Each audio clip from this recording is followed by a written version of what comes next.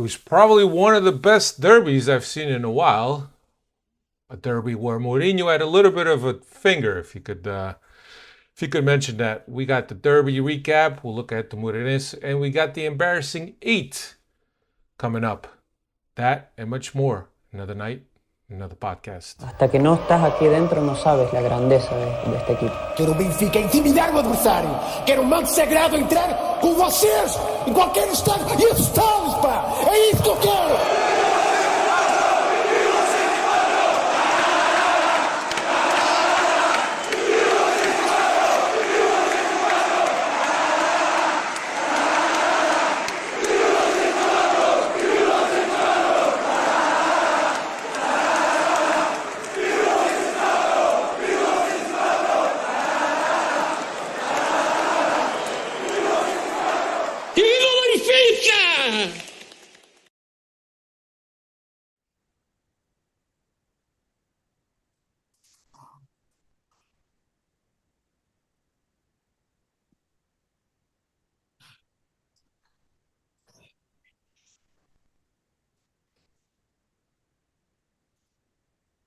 Alfredinho, como é que é, meu amigo? I see that you got a pep in your step today.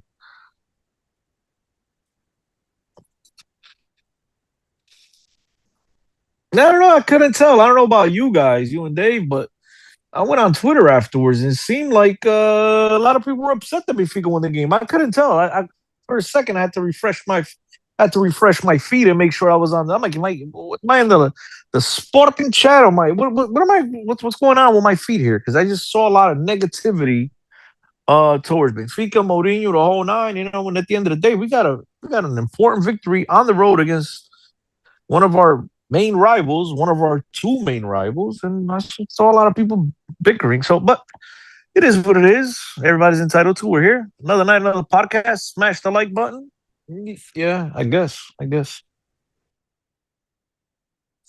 don't think there were none. I just think whatever. Esquece. I don't want to get into it. Mas vai lá, fala lá. Bring in What's the Great White North up there. the great white North, Dave de Oliveira? What's happening, Dave? What's going on, boys? I was talking to Alfredo earlier, but I'll say it here too. I think He says he can't hear Chris. you. Hold on, real quick. I got sorry. it. I Diogo's fixed saying it. I can't hear Alf. fixed it. Okay.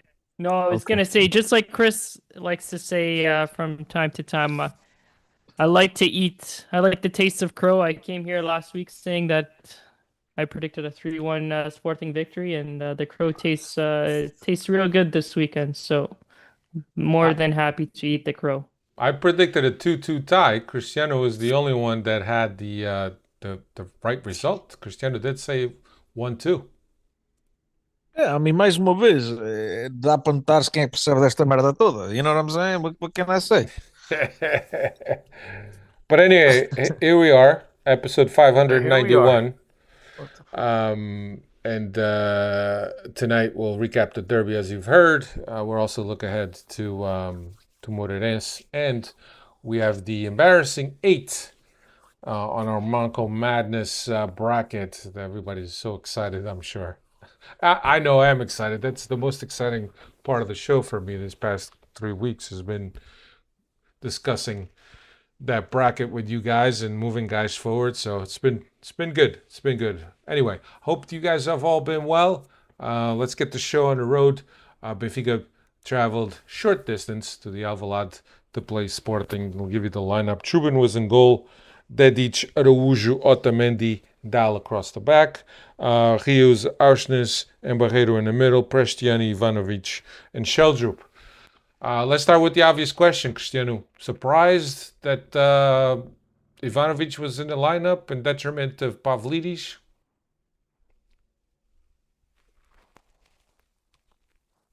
He's not here.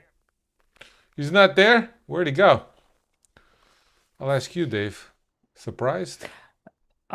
Surprised, but I kind of liked it the more I thought about it because it gave some more attacking options to come off the bench there. So definitely was a surprise to see the starting 11, but I liked it to have Pavlidis. You got guys like Pavlidis and Rafa to come off the bench and make a difference later on in the game. So I didn't mind the starting 11.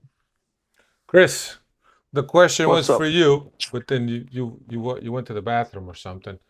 No, I Um, got disconnected. I got uh, disconnected, and then I oh, was on wait. I was on hold. You just waiting for you to bring me back in, and I yeah, couldn't I hear didn't even anything. know But yet. I didn't even know you had it's dropped. all good. You're not the only one. Nobody misses me. Who cares? Bye. Continue. Bye. The question was, were you surprised when you saw Dedic in detriment of Pavlidis? Not Dedic, That is. Ivanovic. Was I Ivanovic. surprised? Was I surprised? Look, at this point, nothing surprises me, right? First of all, Pavlidis has been, how do you say it nicely, horrendous, right? That's putting it kindly, right? Yeah, Over the last couple of months, if it's not penalties, he's not scoring. He has not played up to the expectation or at least the caliber that he showed in the first half of the season. And so Mourinho went into this game not caring about the aspects of the beauty of the game, not caring about any of that.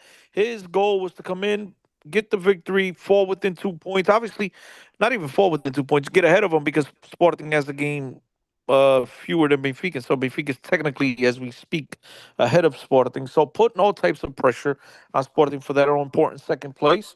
And we've seen Mourinho in the past do this, a game against Napoli, where he started Ivanovic, and Ivanovic uh, had a tremendous game in terms of running. Besides that, didn't do much else, but he ran a in lot, terms and of running. people praised them a lot at the time, if I recall, and I don't know if you guys recall, but I certainly do. Praised them because he's tremendous pressing style and whatnot. And so coming into this game where Sporting likes to have the ball on their feet as well, and it's important for Benfica to press all over the place. Really not surprised from that aspect because that's the one thing that he could clearly do, which is run. And so, in terms of that, he did a wonderful job of pressing, and I think Benfica overall, not just Ivanovic, but the team overall did a tremendous job of pressing. It was one of these games I haven't seen Benfica press in a classic or a derby like this in a long time, and I thought they did a masterful job of doing that. They've been Sporting in their own half a lot of the time. Sporting had a tough time getting out of their own third. And so, in terms of that, yeah, listen, he did his job, but every time he had the ball on his feet, it just showed you why this guy shouldn't be on this team. I mean, every time he had the ball, I just shook my head. But nonetheless, I don't want to be too critical. Look, they won the game. The intention was to come in, press, do what we got to do, win the game, and that's exactly what they did. So, credit to Mourinho. I know a lot of anti-Mourinhistas and wannabe Benfiquistas were upset about the whole shebang and whatnot because you know they were expecting Benfica to lose, so then they could, pump their chest and say, "I told you so." And Mourinho wasn't having any of that. Mourinho still has not lost a Clásico or a derby against the main rivals in Portuguese football, and a lot of people are upset. They're butthurt. They're upset. They're not too pleased with seeing Benfica get the 3 points on the road in an all important game, but Mourinho wasn't having any of that. So credit to him, credit to the players. At the end of the day, as we often say here on this podcast, uh, sometimes in these derbies, it's not about the beauty; it's about the result, and that's exactly what Benfica, decided to do, and that's exactly what they did in this game. Yeah, Joaquin Gomes is saying Mourinho used Ivanovic the same way he did against Napoli, which Cristiano just mentioned a few minutes ago, and that's what I thought too. I thought that there's some nuances here that we have to take a look at. So Ivanovic to press Sporting coming out of the back, right? So Sporting comes out very well out of the back because Inacio could play a ball out of the back. So early on, we saw Ivanovic pressing up top. I think that he even fouled. 2 minutes in, he was already fouling Inacio. Then you saw Auschwitz lock in Trincão, Rios lock in Pot. Or Ullman or whatever it was, and I thought that it was a bit of a masterclass by Mourinho in terms of how he set up the team to defend against Sporting. Also, there was a couple things that he did in terms of Bresciani being more on the interior, more coming more inside and doing mismatches in the middle of the park for Benfica. So I thought that tactically, I thought there was a very good plan by Mourinho, which kind of begs the question, right? And I was talking to Steve Santos about this today, and Steve was asking me if Mourinho is staying, and in me, deep down in me, is like, do we give Mourinho another shot at another season, provided that he wants to stay, right? And provided that he commits to stay, which he hasn't said that he doesn't, right? Everything is pointed so far that he says, I have contract, this is what it is. We haven't had a resounding vote of confidence from Rui Costa in terms of Mourinho is going to be next year's coach. So in the back of my mind, I'm thinking, and I'll turn it over to you guys, and I'll hear what your opinion is. But in the back of my mind is, do we give another shot to Mourinho? We give full confidence to Mourinho, get him the guys that he needs, and obviously, I don't know if Benfica is going to have another 100 million to spend, being that it's not election year. But do we give another shot to Mourinho and think that Mourinho is the guy that's going to bring us glory next season? Cristiano, what do you I think? think I think this is a subject that you guys, I don't understand the urgency of everyone trying to get out in front of it. Hey, look, there's still 4 games left, Yeah, right? If I'm not mistaken. There's still the all important question of, is Benfica going to be in the Champions League? Are they not going to be in the Champions League? I just think everybody's in such an urgency to talk about Mourinho as if there's nothing else to talk about. And I think right now, man, look, concentrate on finishing out the year. Obviously, a coach like Jose Mourinho would want to coach in the Champions League. I think Champions League is going to determine a lot of what Benfica is going to do next year. And so it's way too early to have a conversation now. My personal opinion, I think Mourinho will not be back. I've heard that Benfica and Mourinho have had conversations about them going their own way, nobody paying a fee. There's too much interest in Mourinho at the moment from clubs and national teams and whatnot. And if I had to put my money on it today, what's today's date? The 22nd of April. I would say that Mourinho will not be back. And I think Benfica would sign up for that because I think at the end of the day they've there's that big, what do you call it, Dave, the big white elephant in the room, which is the whole Ruben Amorim saga. And so this is just my 2 cents. We'll see what happens. I'm kind of getting annoyed of talking about this all the time because it's still too early. And whether it's Mourinho, regardless of who any coach, right? But in particular, a guy like Mourinho with his resume, right? It's about where Benfica, what competition Benfica will be playing next year. Is it the Europa League? Is it the Champions League? Today, Porto and Sporting played. There was 2 major injuries for Sporting, with their captain Yulman going down and Agustinazio going down. Now, is this long term? Is this short term? Obviously, Sporting has an extra game to make up. They still, still haven't guaranteed the top 2 spots. So things can get really interesting down the line. So I think right now, man, everybody's just in such a urge, in such a rush to talk about nonsense. Let's focus about what's important. Let's focus on these next 4 games, and then we got 2 months to make decisions. But right now, focus on what's important. but I mean, you guys obviously know that Mourinho wasn't my choice, and understanding that a lot of the idea or a lot of the preconceived notions on Mourinho was that Mourinho is no longer echelon, that Mourinho is está ultrapassado. Mourinho's ideas are outdated. Dave, does looking at this game and the way he's set up in this masterclass, do you think this changes some of the opinion of some of the guys that were on the fence, just like me? There's no doubt about it. The guy still knows how to tactically set up his teams. Um, I don't think that the question is more or less that whether or not Benfica will bring him back. I think the decision lies with Mourinho more than anyone, whether or not he wants to come back. I don't think this is a Benfica decision. It's a Jose Mourinho decision whether or not he wants to come back, stay another year, or jump off to another more enticing project for himself. But there's no doubt about it. The guy still knows what he's doing. Is it the most attractive style of football? No, but it's never been with Mourinho anyways. But the guy gets results, and ultimately that's what you want to see from your teams. Yeah, just getting into the chat here, Diogo would say it would be the most Benfica thing to do to let him walk.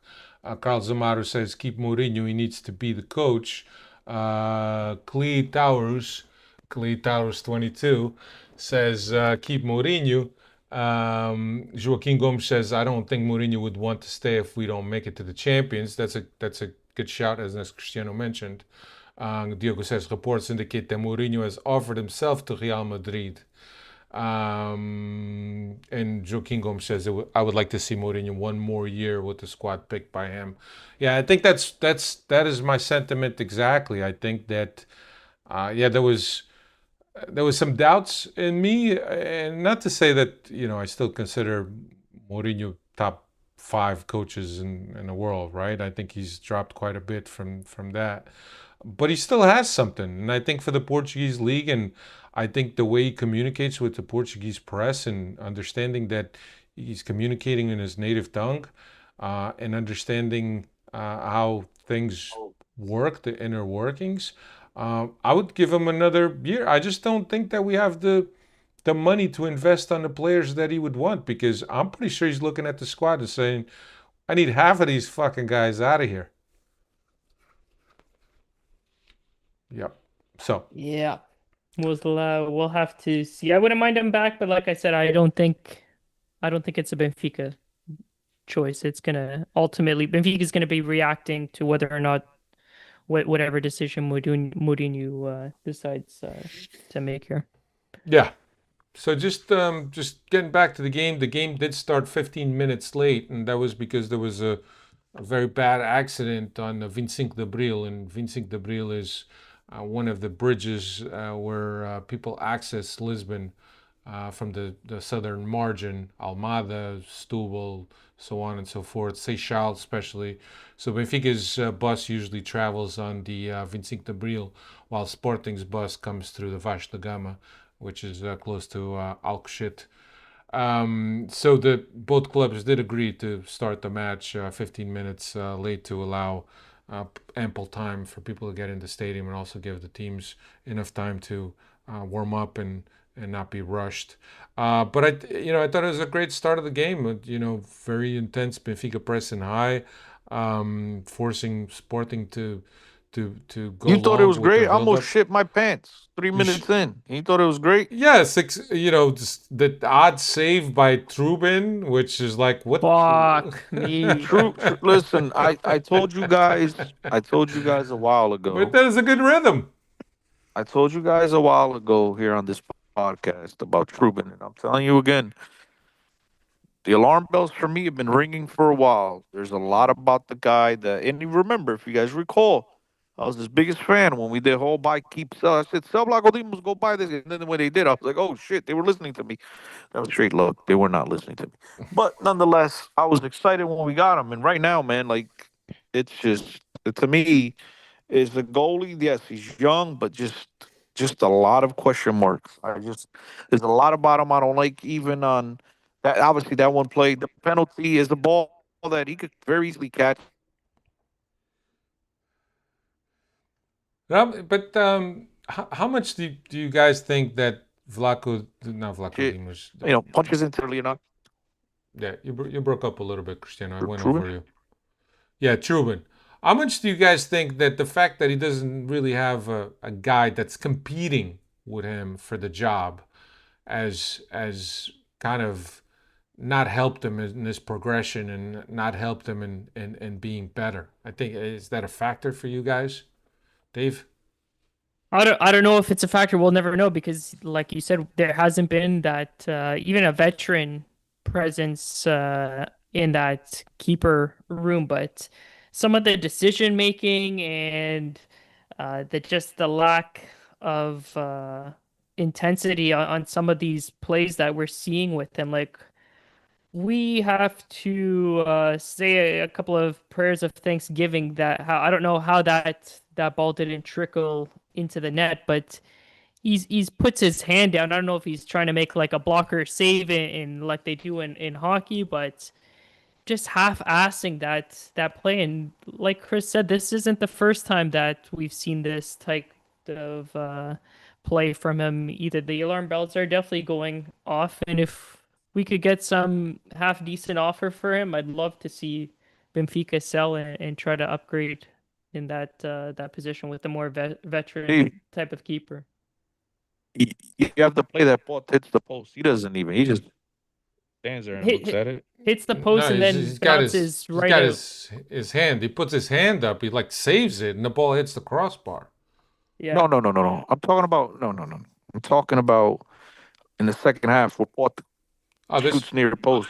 He yeah just watches it. He doesn't even Yeah. attempt. Yeah. yeah. There's also another one in the first half. I believe it was Trincão. Shoots from outside the box. And he follows He it with his dives. eyes. He Dives dives on and his rather knees. he dives and rather than catching the ball, punches it to the outside, Porta gets on it and then shoots it wide. Uh, But again, those are plays that I've always for years, if you guys know, I used to scream about Blanco Demos and I just don't understand. I guess this is a new coaching tendency. But like I complain all the time when these guys don't grab the ball. And again, these are balls that are in his hands. All he has to do is catch them. It's not a shot up close where he's reactionary. No, he's seen the ball from the middle of the field, plenty of time to react.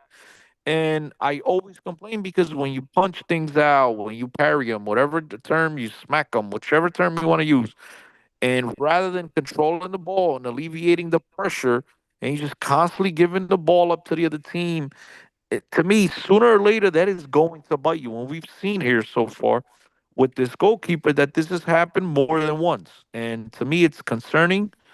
It's a tendency that's not getting better. He makes a save or two once in a while. They're like, what the hell? But I think the rest is just leaves me just wanting more, man. Like, yeah, I'd expect this guy. He's been here 3 years. I expect him to take the next step, and he's he is not. clearly has not taken the next step. He is not. In the 8 minute, we had that Otamendi header to a good save by Rui Silva, and then Mhm. the 19th minute, the save by Trubin on a PK. And by the way, that was his sixth PK save. Right? I don't know if you had that stat, Dave, but that was his I sixth. did. And we used to harp on Vlaco Dimos that he couldn't He save a actually penalty for tied. shit. He tied the great Benfica legend Manuel Bento with the most Manuel Bent, PK saves. Manuel Galrinho Bent. Hmm. But yeah, and look, we've seen Flacco Dimos make incredible saves, but we've also I've seen, no, I keep saying Flacco Dimos, Trubin, make really great saves, and then also have these blunders.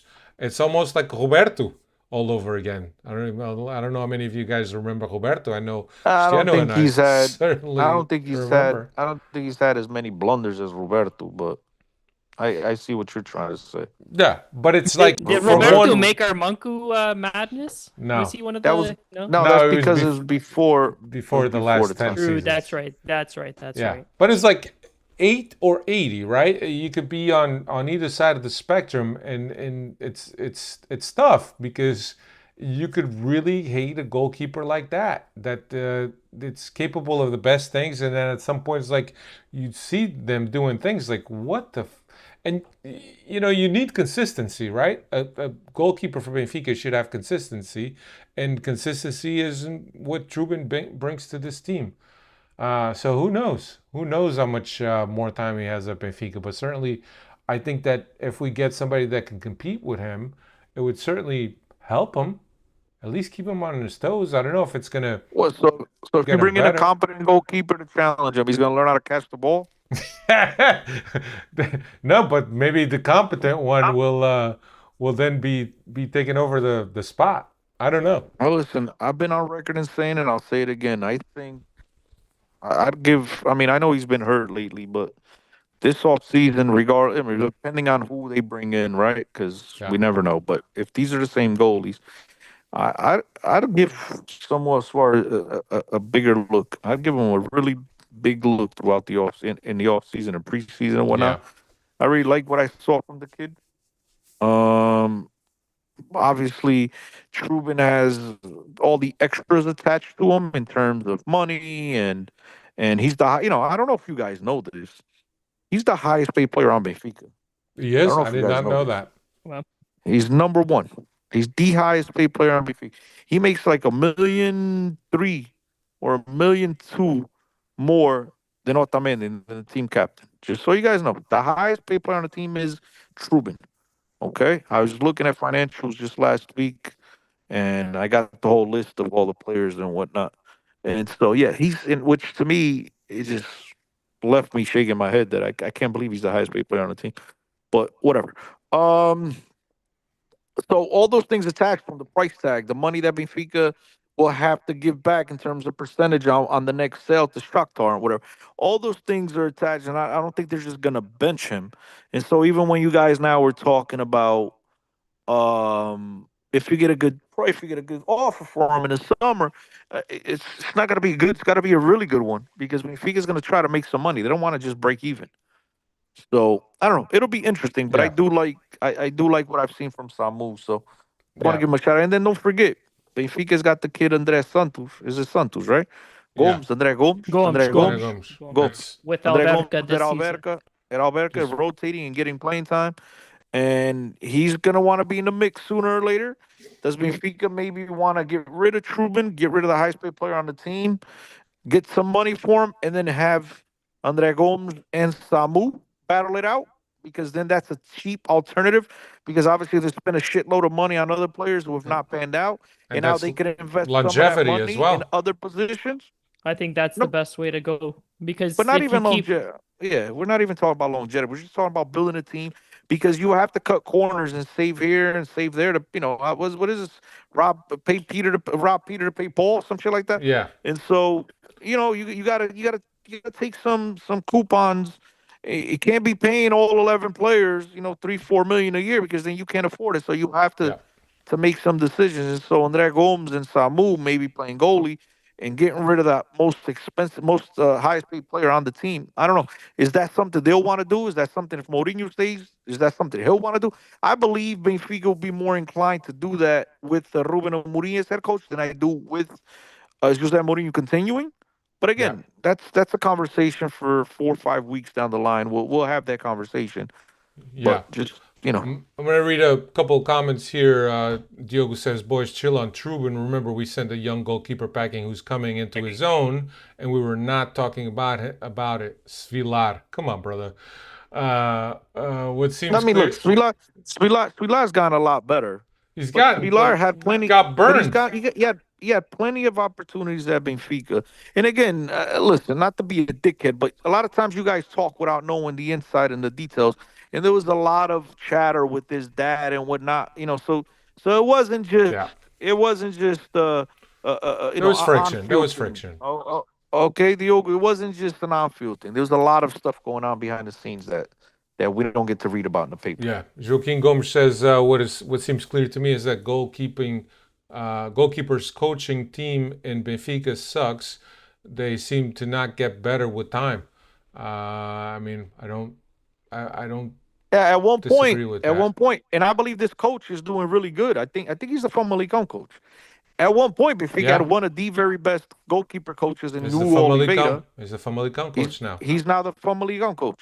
If you guys Yeah, recall, when we had Ederson and Julio Cesar and all those guys, our head coach, our goalkeeper coach was Hugo Oliveira.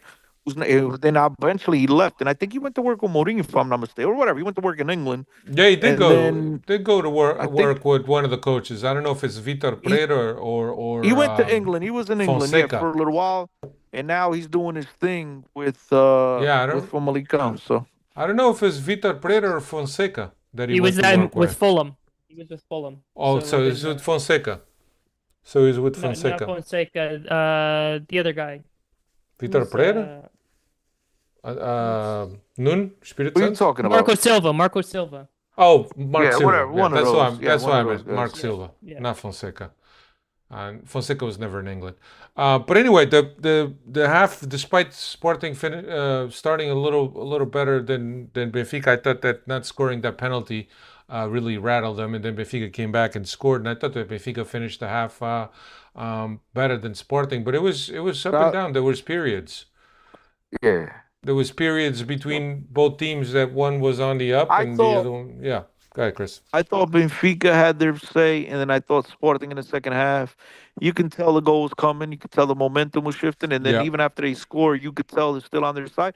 And then that's the masterful job of Jose Mourinho in this one game. And again, it's easy to do these substitutions when you got Luke Bacchio, Rafa. Not to count even Pavlidis, who's been shit and whatever, and whichever yeah, the fourth player was.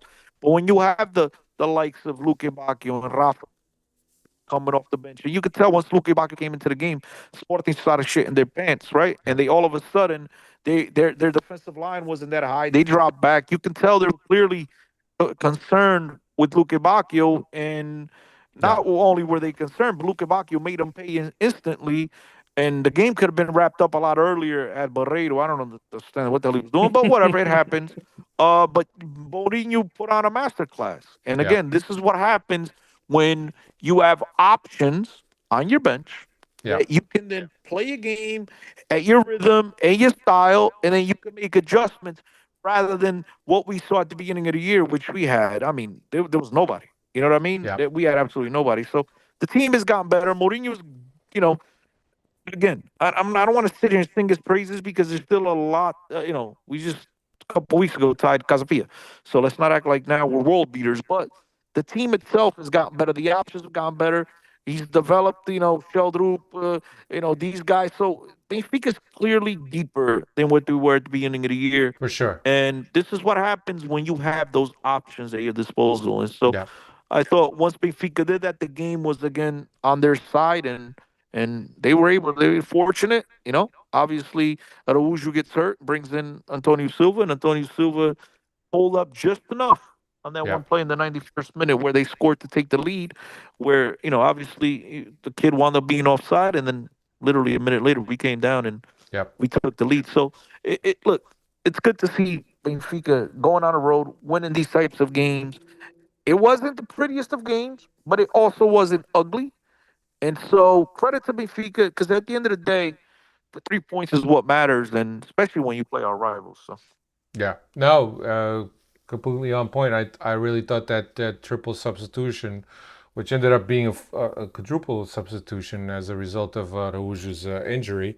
I thought that was the moment of the game. I thought that was the moment that the game changed because Mourinho also sensed, Sporting had a midweek game against Arsenal, saw the team, uh, uh, you know, tired, and also said, okay, well, we kind of need to go for it. We need to go for it because only the win is going to favor us here.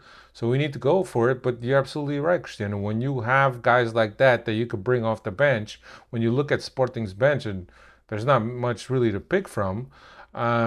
I think that you put Sporting on the back foot, and I think that when you put those things away, we had a couple of misses, as you mentioned. Also, we had the Barreiro miss. We also had that Sheldrup shot that was well saved. I don't know. I he's don't got to know. put that away. He's got to But yeah, put that he's away. got a lot more. He could go high. He could banana that ball. I don't Um, care. I don't care if he Keita. I don't care what he does. He has to put that away. yeah, yeah. That's it. So, but yeah, I mean, we were definitely on the front foot, and those last I don't know 15 minutes of the game, and I thought that. I think that there's a saying that what luck favors the brave sometimes, and I think that we were very brave and really saying, hey, let's go for it after the Morita goal. Let's go for it. Let's make the changes that could make an impact. Which I Um, thought Truman, which I thought Truman was just a spectator there as well. But yeah, whatever. I don't want to get too Yep. much on him, but I thought he yeah, was just. yeah. I You got to don't. be like you got. We know you can't be caught flat-footed, right? And I thought he was caught flat-footed and just really didn't even have a chance. He just sat there. He bought a ticket. He had the best seat in the house for that goal. Yeah, yeah. I don't. I think you're talking about the Morita goal or the That was Rafa the only goal. one they scored on him. Yeah. No, the No, I Morita, bro. I The Morita. thought I thought that each was beaten on the back post. That that's something that as a defender you can't let a guy come from behind you and beat you. But Yeah, but you're right. It wasn't the the hardest headers to save, certainly, and I think It that was the well placed. I don't want to shit on him. It was well placed. right, right, But but if you're caught flat footed, then you definitely got no chance at it. And I right. don't think I think you're coming. You have to read the game, right? When you got to cross one, it's a lot of times you got to expect that header to come back across, right? Yeah, And that's exactly what Morita did.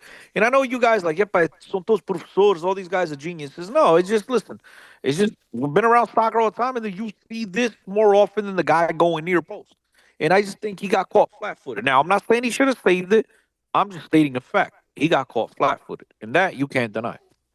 yeah, yeah, But Dedic also can't be getting beat by Morita. Dedic is both are shorter players. We're not talking about giants at the back there, but even Dedic out out outweighs him or is taller than him too, and he gets beat like that at the back post. That can't happen at all there. But luckily, it didn't come back to burn us in the ass, and I think the only person that probably was happier than Rafa than scoring that goal, maybe even more happier than Rafa, was Barreiro, because God, if Rafa doesn't score that, we're talking one of the all-time biggest misses. I think on the same level as a Brian Ruiz Yeah. miss there. Uh That's huh. a tap in that needs to be scored 100 out of 100 times, and absolutely skies that ball.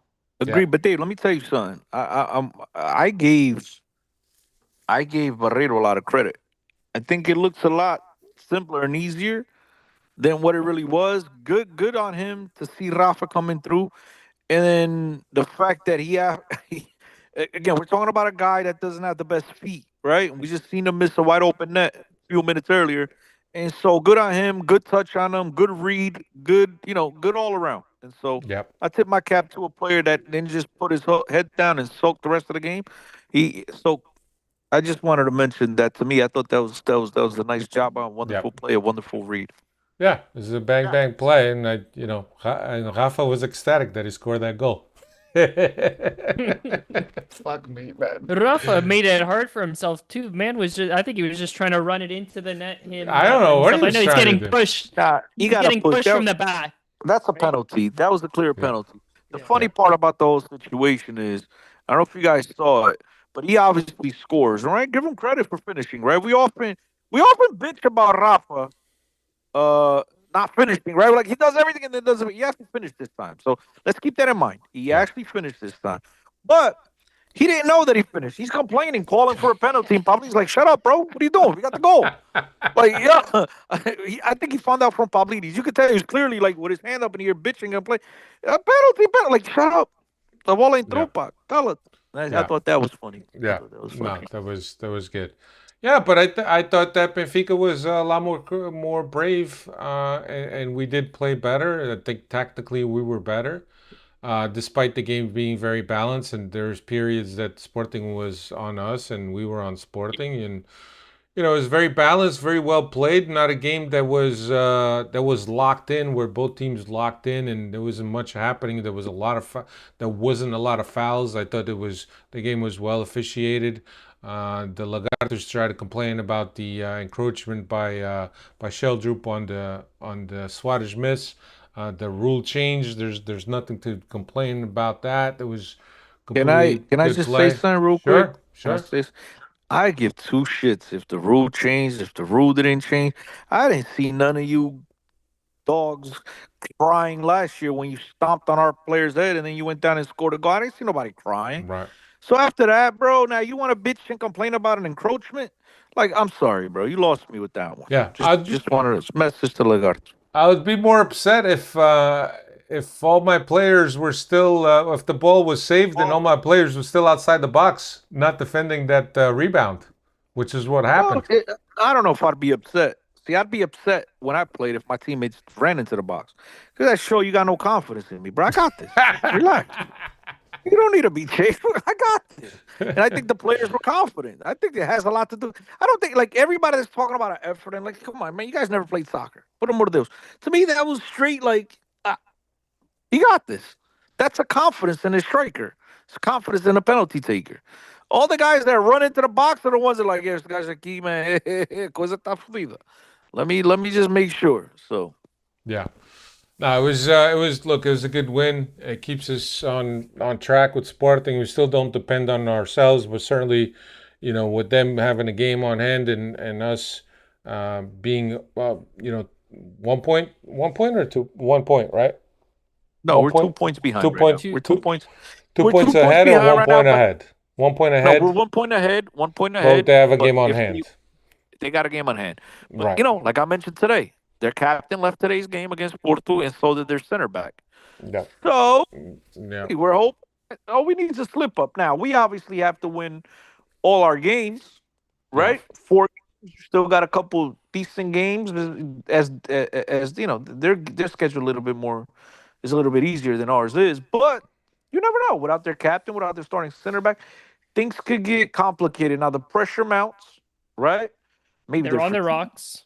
Yeah, exactly. So hey, man, And that was important. It was important to Benfica put that is pressure as on them. important. It's important that Benfica gets the Champions League spot, as I mentioned last week, and until we're still alive, this is my goal right now. This Yeah. is what we need to accomplish.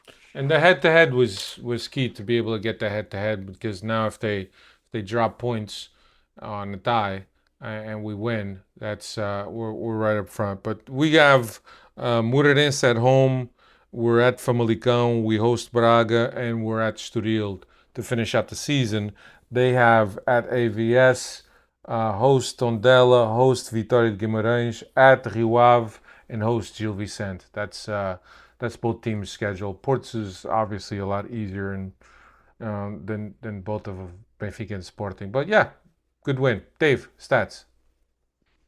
Oh, Sheldrup with his ninth goal of the season, sixth in league competition. Rafa with his fourth of the season for Benfica, scoring in back-to-back games. And So Rafa hold likes, on. yo, So hold on. Rafa's been here 4 months, and we've said he's been horrendous. Has 4 goals. 4 goals, but two of them are in back-to-back games here. So I he's don't starting. care. The I don't. weather's Wait. starting to warm up. I don't care. Said The this. point, Dave. I don't care when they score. The thing is, he's got 4 goals in 4 months, and he's been horrendous. The other guy who's a superstar that Barcelona is freaking asking for bank loans all around the world to come get has only 2 more goals in him, and he's been great. Six in league competition, 9 Okay, we're talking overall. about league. We're talking about league. Don't get me about everything else. League. I just found that interesting. Okay, just find it interesting. Cristiano never miss an opportunity. There you No, go. I'm just trying because I look. Dave's the stat guy, so I'm trying to make sure I got my stats right. Thank you, Hey, Dave. I just wanted to clarify. And No. like we said, when we brought him in January, Rafa goes cold when the temperature is cold, and then he starts warming up when the temperature starts heating up here. So back-to-back games, goals for Rafa, and he tends to show up against Sporting. That's his seventh goal against Sporting in his career, and his fourth at the Avalad, which brought Benfica's first victory at the Avalad, first in 4 years. Rafa's a Miami boy. That's why. Before we move on, I'd be remiss to not to mention that I thought that Auschwitz and had a great game. I thought Berstiani played pretty well as well. In the back, a heads up by Antonio Silva, as Cristiano mentioned. Thought Otamendi was solid. You it was I can't look at this team and say that there was one guy that underperformed. I thought the team played really well, but it's good to see Auschwitz back and another. You're right, Chris. He did No, but save he he saved did save the penalty. He got the man of the match. He got the man of the match on football, whatever those applications. I think he got the Foot man of the mob match. because they saved Yeah, the one of penalty. those. Yeah, he got the man of the match. But I know that Carlos would kill me if I didn't mention Auschwitz played well, and I thought that he played well. Up next, we have Moreirense, or as Dave likes to refer to them. I won't even try to imitate Dave. But Dave, what's Moreirense up to? I don't even know how to pronounce it, so I don't even know how you would try to replicate that. But they're currently. But Dave, Dave, hold on, Dave. I gotta give you credit, brother. You've gotten better, okay? at the beginning, Dave, go you ahead. sound Say like it. me. Say it, Dave. You sound like me butchering Moreirense. Moreirense. Moreirense. Okay, I See? try to make it a Look, two-syllable word, but it's a it's three-syllable a three. word. You just look. You just did it. There we go. Moreirense. See, you come on the Moreirense. Benfica podcast, learn to speak Portuguese and There we everything, go. bro. There You we go. learn all the gibberish you need. They're currently in seventh with 39 points from 11 wins, 6 draws, 13 defeats this season. They picked up their first win actually this past weekend against Estoril. Since February, mid-February, they went winless in their last 7. Prior to that, 4 draws and 3 defeats. Historically, we've got 26 wins, 9 draws, and 2 defeats against them, but last 10 it's pretty even, 5 wins, 5 draws against them, a team that usually tends to pick up some points against us here recently. Yeah. So Moreirense will come to the Estádio Luz on Saturday, 1 p.m. local. I'm sorry, 1 p.m. local here. 6 o'clock local, I should say. Moreirense, who is early in the season, was one of the Cinderella stories earlier in the season, but they seem to have tailed off as they usually do. But respectable seventh place. So I don't think they're going to come to Estádio Luz and open their legs. So it's going to be an important game for Benfica, because after going to the Alvalade and having the win that we had at the Alvalade, it's important that we keep the streak going and we continue on our mission to I'll second make it place. easy, Alfredo. Go I'll ahead, make it please. nice and sweet. 3-0. 3-0. 3-0? 3-0. Yeah, I'm going to say The great. 2-0. Okay. What about you, Dave? We'll go 3-1. 3-1, Dave. Okay. So, next up, we got the Manco King bracket, as you guys could see it. So we have, we're in the embarrassing 8, and the matchups are Isa Cabore on this is at the left side of the bracket. Hold on, Alfredo. Hold ahead. on, Alfredo. You gotta remind everybody. This is the Manco bracket. We're down to the last 8. And this is only of Mancos in the last 10 years. For those of Okay, you who so- haven't been following Yes. following along. This is the last 10 seasons. What we did is we looked at all the Mancos that have played for the team, and the way this has been working is that the worst Manco goes through. So we started with 32 players. We're down to 16 players. So on the left side of the bracket, we got Isa Cabore going against Raul Tomás. We got Arturo Cabral going against Nicolas Castillo. On the right side of the bracket, we have Maite going against Hermes, and we have Diego Souza going against Jurasek. So those are our elite 8, or the 8 remaining. Who wants to go first? Are we starting Dave. with that 1-4 matchup, the Cabore RDT? Cabore RDT. Cabore seated number 1, and Raul Tomás seated number 4. That is our first matchup. This one is tough, because if we're going based on skill, this is clearly a number 1 seed. But I've been the biggest cheerleader for Raul Di Tomas in this tournament. I've been trying to get him all the way to the finals. Again, I always come back to the hype and the money spent on him and what we got from him. But this one is a real tough matchup, because Cabore, we maybe got 1 or 2 appearances out of him, and we shipped him. We canceled that loan within 6 months. To remain consistent, I'll go with RDT and hope to see him in the failure 4. But I'll see what Chris has to say about this one here. Chris? I didn't think Raul de Tomas. If you guys recall, I didn't think he should be here today. I didn't think he was worse than Yuri Ribeiro. So based on that and the fact that Cabore is one of those passagens through Benfica that you forget that's how terrible he was. That you don't even remember that this guy. We'd have to go look at his picture. Like we have no idea who this guy even was. So he left absolutely no mark on this club. So to me, it's easy. It's Cabore, number one seed. This is an easy number one seed. It's like a Duke, as I said last week, a 92 Duke team coming through.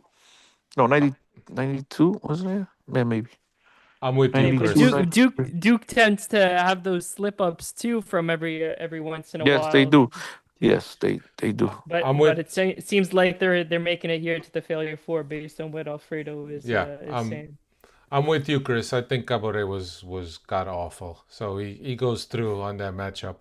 Next matchup, Artur Cabral against Nicolas Castillo. That's the number 14 seed. Artur Cabral has been kind of a surprise to have gone this far. He's making a Cinderella run through. Yes. And Nicolas Castillo is the other one. Chris, your turn.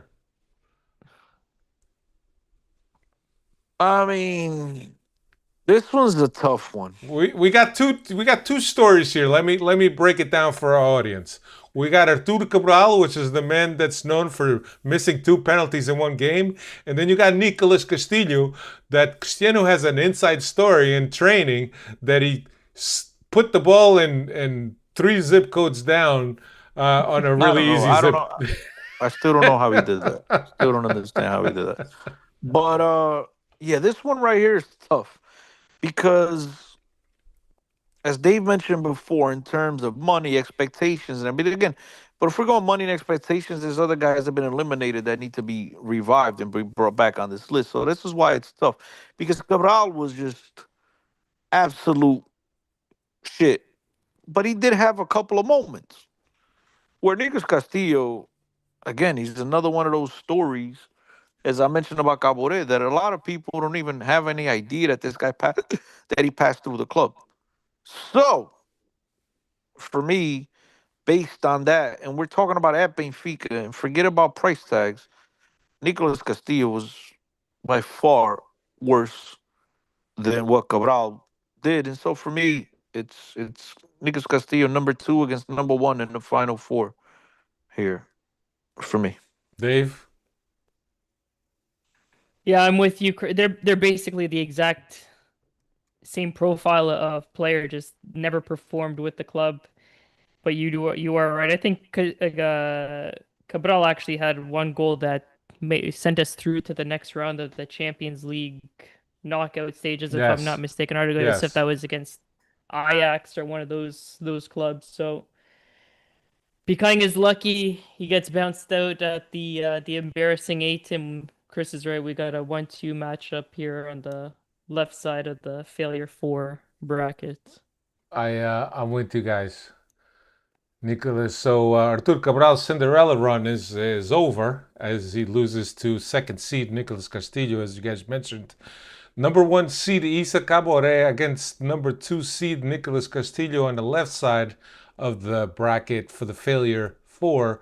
On the other side, we have number 8 Maite versus Hermes. Dave, it's your turn.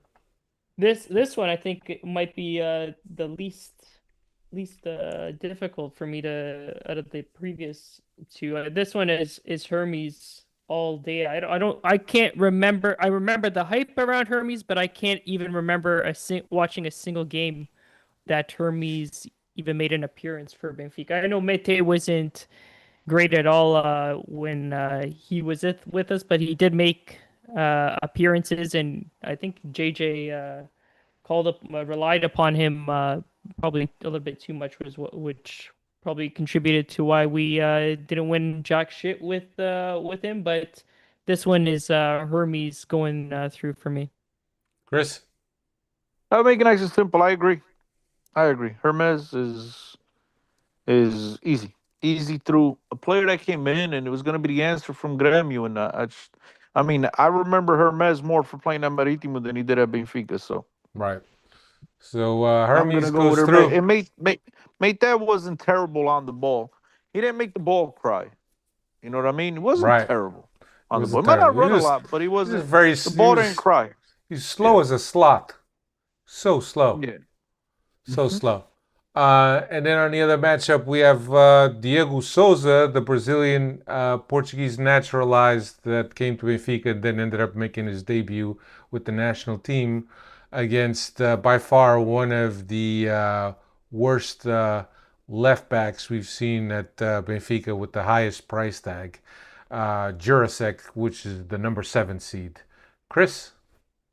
You know what's crazy about Jurasek? I'm not even sure if Jurasek was worse than Hermes as a player, but the fact that he came in, right? But the fact that he came in and replaced a guy who was revered by the fan base in Grimaldo, I think it you know it magnifies, makes it, you know what I mean? I think salta mais, you know what I mean? So I mean it's Jurasek to me, right? But I don't know. I don't know if he was worse than some players that we talked about before. Much to me, it's the Jurasek. I think the hate for the guy is tremendous, and I think I am one of those haters. I think I align with it. Dave? I But think but that as I the told hate somebody, is hold on, valid, right? Is that what yeah, you're yeah. you're yeah. As I told somebody, I think we were better off giving Grimaldo the 14 million, right, to stay as a signing bonus. But yeah, I just think a lot of it has to do with the fact that he replaced Grimaldo, and so it makes it look even worse. And then he really didn't get a chance. You know what I mean? The coach asked for him, the coach gets fired, and then new coach comes in, doesn't like him. You know what I mean? So I just think it was one of those terrible storms that he got swept up in. But at the end of the day, the guy didn't give you a reason to want to keep him and see more from him anyway. So yeah, it's easy here. Dave? And I mean, Dave? it's crazy. It's crazy that we're saying it's easy because Diego Souza was fucking absolutely terrible too. Dog shit. Yeah. He was horrible. But with him, it was only it was 13 games.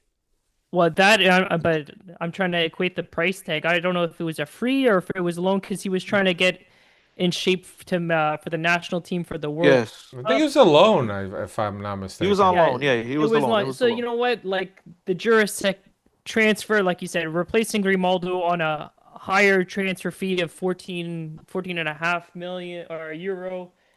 And you know what? As time goes on, this one might get even worse because it's sometimes we can say recent bias and oh, he did nothing for Benfica, but he might go on to have a half decent career at the end of the day. But this one, the way it's shaping out, this might get worse. Well, we sold him. I think we got rid of him for like 3 Yeah, mil. Yeah. he's sold. He's sold. He's sold, but it's not, I don't think that there's a player there that Benfica are going to regret not giving him a second chance. I think the guy's done. Like there's no career. I mean, there's a career there, but he's not going to come back to burn us in the ass afterwards after selling him on the cheap. I think this transfer continues to get worse as we look back at it through time here. So Yeah. I also agree it's Jurasek to the failure 4. There you go. So the failure 4 is set. You got Isa Cabore seeded number 1 against Nicolas Castillo, a second seed. And then on the other side of the bracket, we have 4th seed Hermes against 7th seed Jurasek. So next week we'll have the failure 4 and we'll crown a Manco King. What do you guys think?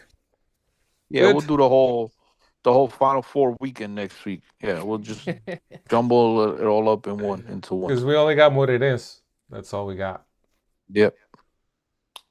All right, Sounds everybody. good. Sounds good. All right, guys. Take care, everyone. Later, Thank you, all the Freddies. Freddies. Thank you, everyone. Talk to you again next week. Later.